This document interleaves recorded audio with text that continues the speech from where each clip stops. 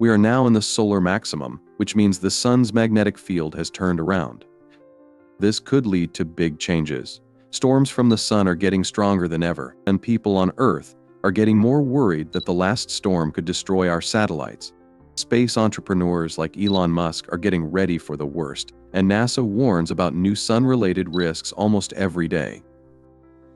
In the last few months, there have been more powerful solar storms than ever before. We are in 2024, which is on its way to the solar maximum. Scientists don't think the sun will be at its most active until 2025. Some satellites are already very close to their limits, so 2025 might be a strange year. Elon Musk shared pictures of the stress curves of his Starlink satellites in the summer of 2024, which made people sad.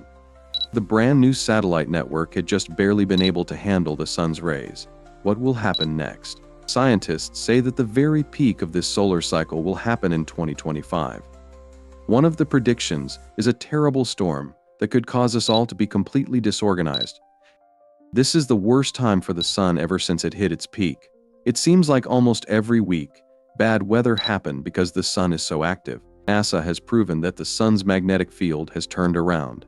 The sun usually goes through these changes, but now they happen every 11 years instead of every 22.5 years. When these poles jump, they cause violent shaking in the sun's lower layers.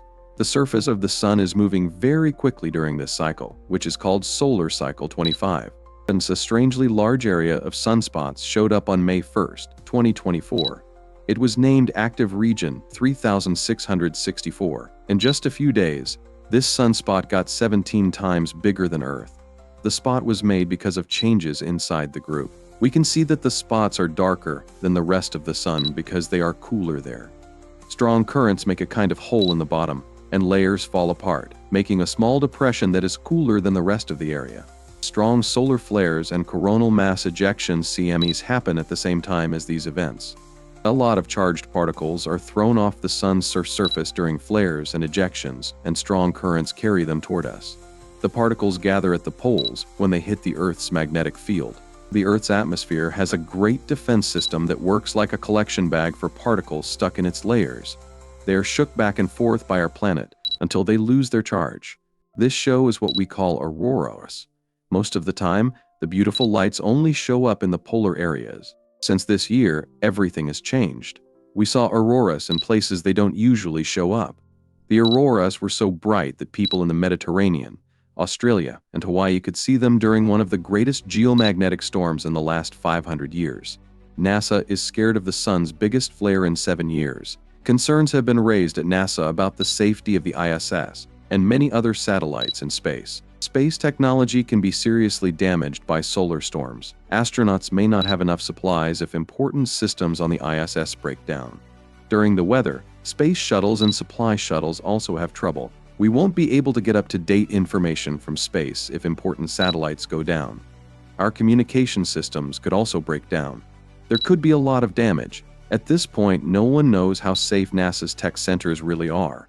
It's something that people at NASA, SpaceX, and other companies and countries that have put important objects in space worry about every day. The shock came in October 2024 when the sun put out an X9.5 flare.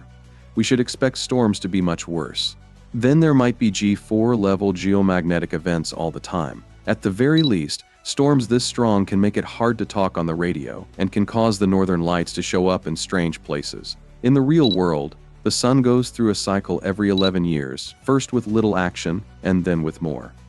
The number of sunspots grows, the sun's radiation gets stronger, and the magnetic field's beat changes. Since the late 1700s, people have known about the sun's patterns. The Carrington event was a huge solar storm that sparked a lot of study into how the sun works and how it affects modern life on Earth. In 1859, a very strong solar storm shut down the telegraph network, which was still very new at the time. It also caused chaos and fear around the world. For days, the sky was on fire, tech equipment sent out sparks, and people were scared. The spook went on for several days or weeks. People have known since then that the sun is dangerous for modern society. Most likely, the currents don't bother the animals and plants, but they can damage electricity systems.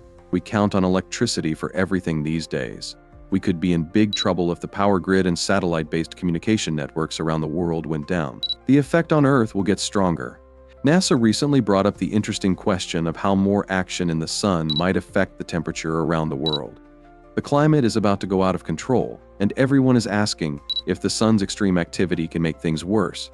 In theory, the extra radiation could mess up electrical systems and satellite comms. So far, though, there have been no changes seen in the temperature. Parts of space that come to us from the sun don't have a huge charge that would warm the atmosphere. Most likely, strong solar storms would not have much of an effect on temperatures or the weather.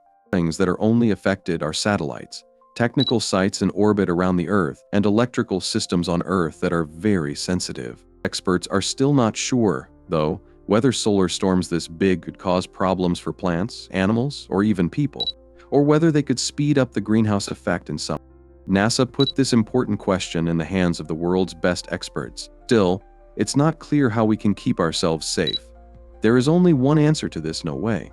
The flares and ejections from the sun are out of our control. We can only change what we think will happen with climate change and keep our power sources safe. Since 1859, things have changed in our world. The only things that made electricity at that time were a national telegraph network and the first generators.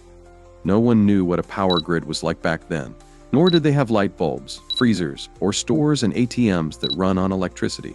People think that the famous Carrington event was one of the biggest solar storms ever seen. It took a very long time for word of the solar storm to reach every part of the world because of the broken communication system. In some places of the US that were very far away, no one knew what had happened. Most of the damage was done to North America. When sparks from the telegraph started fires, people thought it was the end of the world because the sky was full of strange colors and bugs. Before the state of emergency, only the British scientist Richard Carrington had seen that the sun had a dark spot. When Carrington put them together properly, he told people all over the world about his discovery.